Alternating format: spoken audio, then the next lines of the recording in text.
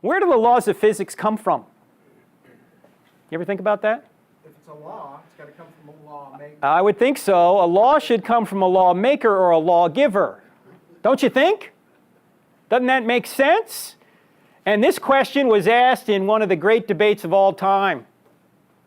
The debate between John Lennox, who's a wonderful Christian, teaches at Oxford University, brilliant guy, fun-loving guy. He's been to Charlotte here several times. We've had him over at the house. You'd love this guy. He's like Santa Claus. And Richard Dawkins, as you can see, is a little angry.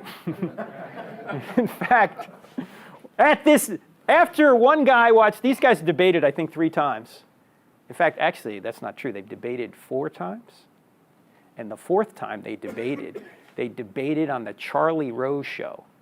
You know about the Charlie Rose Show? You know who Charlie Rose is? You see him sometime on PBS. He's the guy that does the interview. Nice guy. He's always interviewing people. It's just a darkened room. Well, just the table's lit. It's just him with whoever he's interviewing.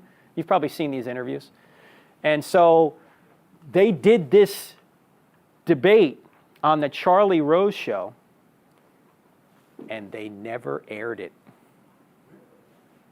Why do you think they never aired it? Because Lennox dope-slapped Dawkins. And Charlie Rose didn't really, apparently, know how to moderate the discussion. He didn't know enough, because they were talking about some technical things. Nothing against Charlie Rose, but they never aired the thing. It's on the cutting room floor, the whole thing. But anyway, the one you can see, there's a couple of them. They're put out by the Fixed Point Foundation. If you go to fixedpoint.org, you can get the debates. You may be able to see clips of them on YouTube, but the entire debates you can get at fixedpoint.org, fixed-point.org. Yeah, Jamie? Does that include the Charlie Rose Show? Not the Charlie, no. The Charlie Rose Show is something that they won't air, and you can't get. Now, you won't be able to find that unless you call Charlie Rose and say. In fact, you can see Lennox is such a jovial guy, and Dawkins can be a little dour. One guy watched one of their debates, and he said, watching John Lennox debate Richard Dawkins was like watching Santa Claus debate the devil. In any event, in one of their debates, the one at the Oxford Museum, they're under these big imposing dinosaur skeletons.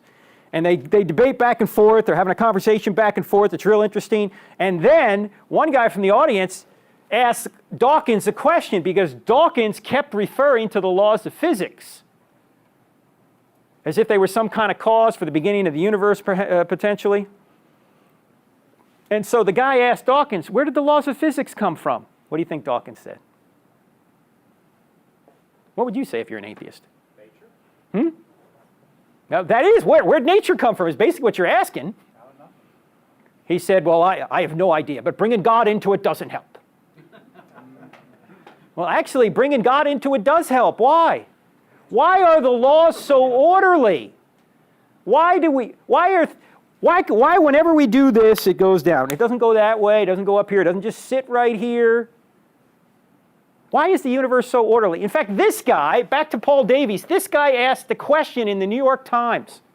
He wrote an article. The article was Taking Science on Faith. And he was basically asking the question, why are there orderly natural laws? And here's what he said in the article. He said, scientists take the orderly laws of physics on faith, and that those laws are expressed as tidy mathematical relationships.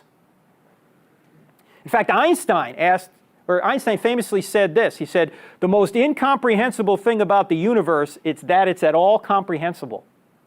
Why can we even study and learn about the universe? Why do mathematics so accurately describe what goes on in the universe? I mean, there's this incredible marriage between reality and mathematics. Why is that? Think about that. And here's what Davies said in the article, a little bit along in the article. He said, over the years, I've often asked my physicist colleagues why the laws of physics are what they are. The answers vary from, that's not a scientific question, to nobody knows. The favorite reply is, there's no reason.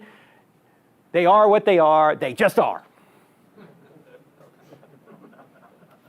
Now, this guy's an atheist? He's an agnostic. Now, he asked that question.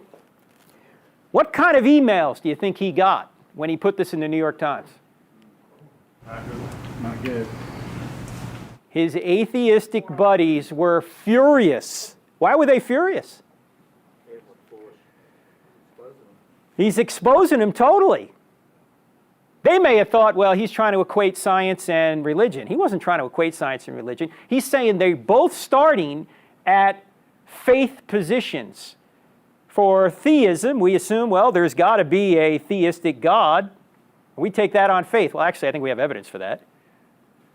And the atheists are taking the natural world and the laws of physics on. They're just there. That's what, they just are what they are. They just are what they, is that a good answer? They just are what they are? There's no reason behind why they're so reasonable. There's no order behind why they're so orderly. There's no consistency behind what they're so consistent, why they're so consistent. How does that make sense? Take a look at this. This is a